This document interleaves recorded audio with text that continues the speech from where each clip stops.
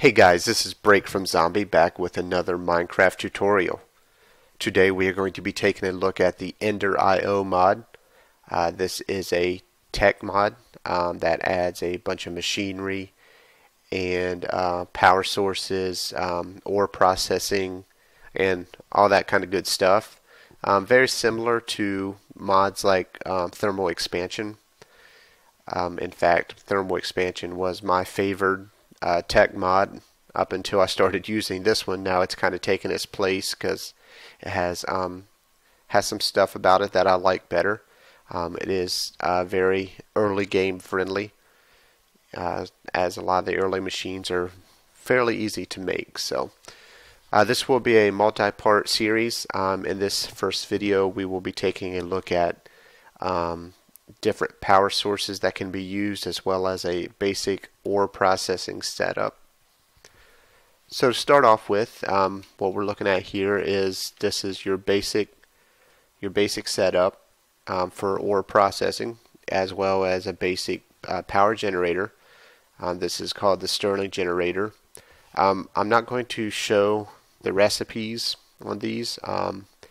I'm pretty sure all of you watching this will probably be using not enough items anyway, so you can easily look up the recipes, find out how these things are made. But this is the generator you're going to want to start off with. It's a Stirling generator. This is just a typical coal power generator, or blaze rods, or anything like that. It gives off 20 RF per tick, so it's not a lot, but it's enough to get you started. Like I said, very easy generator to make. So we got that with the energy conduit. Ender.io adds several different types of conduits. They have energy conduits, item conduits, liquid conduits, gas conduits, all that kind of stuff. And conduits are a little expensive to make, because you have to make several alloys, which I'll get into in a little bit, but they're well worth it because they are very good conduits. And one of the things I like about them is that you can have more than one conduit on a side of a machine. So in other words, I could have like a liquid conduit running down beside this one if I wanted to. So that's really cool. So for a basic ore processing setup, you start off with what's called a SAG mill. This is like the pulverizer from thermal expansion, or the macerator from Industrial Craft 2, one of those things. So this is what the inside looks like here, and basically you just obviously put your ore in here, and it's got these different slots here because you will get byproducts from your ore. So like, say we smelt down this iron here, we may get some ferrous ore, we may get some cobblestone, or something else, you never know. So it's kind of cool. You get some extra stuff from the ores. It is a percentage based, so you're not going to get something every time, but there is a chance that you can. So as you can see, these are disappearing out of here, and they are going through this item conduit I have here into what's called the alloy smelter. Now this is just basically a furnace, but it works just like a regular furnace in this setting. But as you can see, it has multiple spaces across the top here. That is because a lot of the recipes in Ender.io call for alloys. So the alloys take more than one item. So you put them up in there, and it'll smelt that and give you the alloy ingot. Like I said, not enough items will show you how to make all those different alloys for those different recipes, so it's definitely not hard to figure out. So that is our basic ore processing setup. There's more things you can do with this. That's just the basic. Maybe we'll get into some of that in a later video. Alright, so once you got your base established, you want to start upgrading your power. This, to me, is the next logical step, and that is the combustion generator. Now the combustion generator runs on various things, and it can use oil or gas from Buildcraft if you want to, but Ender.io adds its own versions of liquid gases in, and that is Hooch.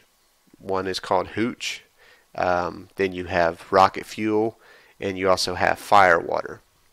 So Hooch is the basic fuel that I use, and Hooch is made by building a vat, and in this vat you're going to have water in here, and then you can use basically any kind of Minecraft plant. Well, not any kind, but you can use wheat, potatoes, seeds, different things like that, and then you use sugar along with that. Put them in together, and that'll make Hooch. Now, as you see, I have water being piped in here. This reservoir is another really cool thing that Ender.io adds.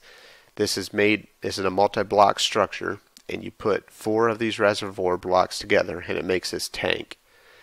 And then all you have to do is put 2 buckets of water in it, and it'll fill this up, and it becomes a never-ending supply of water. So it's basically like digging 4 holes in the ground, putting water in, but it's in a contained tank, and it's easy to pump out of. You don't need any extra machinery. So that's a very cool item. Alright, so once the vat is making Hooch, I pump this into my combustion generator, and typically the Hooch makes 60 RF per tick. It's not generating power right now, so it don't show that, but the rocket fuel and firewater have different values depending. The rocket fuel is I can't actually remember what each one is right now, but you can look that up in Not Enough Items. But rocket fuel and firewater are both better than Hooch, but Hooch gives you 60 per tick, so that'll last you for quite a while unless you have some really heavy machinery going on at the beginning of your series. So yeah, that's how you power that. And this is not an expensive generator to make. The vat's not too bad to make. You do need quite a bit of iron, but by this time you should definitely have that. Alright, so if you want to start making, say, rocket fuel to give this more power, you still have to use the Hooch along with different items. So basically what I've set up here is another system just for making rocket fuel. So before we get into that, I want to show you what I have powering this setup. This is another power option that I really like. These are photovoltaic cells, which are basically just solar panels, known as solar panels, and other mods. And they are I would say about a mid-game option. They're not too expensive to build, but they are a little more expensive than other power options. But it is unlimited power, so that's pretty good. Each one of these gives off 10 RF per tick, and so you can make a grid of them and get quite a bit of power really quickly. So I got these piped into what's called a capacitor bank here. Basically, this is Ender.io's mod of power, or Ender.io's version of power storage, and there are upgraded capacitor banks as well that hold more, but this is the basic one, and it's not too expensive to build, and it's a really good thing to have. Then obviously I have power piped out of there coming over here to power my other 2 vats here. So the way this works is we got one vat here making Hooch, so we got our water piped in, we got our wheat and our sugar making Hooch, and then the Hooch is piped over into this other vat, into this side, and then to make rocket fuel we have redstone and gunpowder in here, and that will make rocket fuel.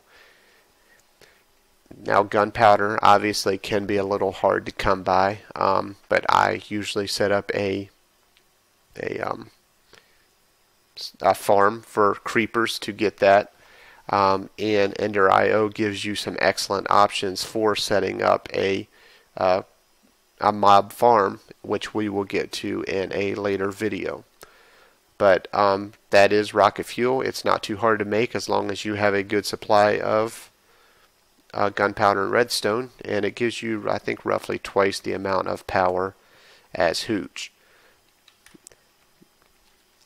Alright, that pretty much covers the basic power for Ender IO. There are several other options which I may go into later in a later video. We'll see. But yeah, so this is pretty much what you're going to use to get started. This setup here will take you through mid-game, I would say. And we will go over some of the other stuff in Ender IO in the next video. I thank you all for watching. We'll see you next time.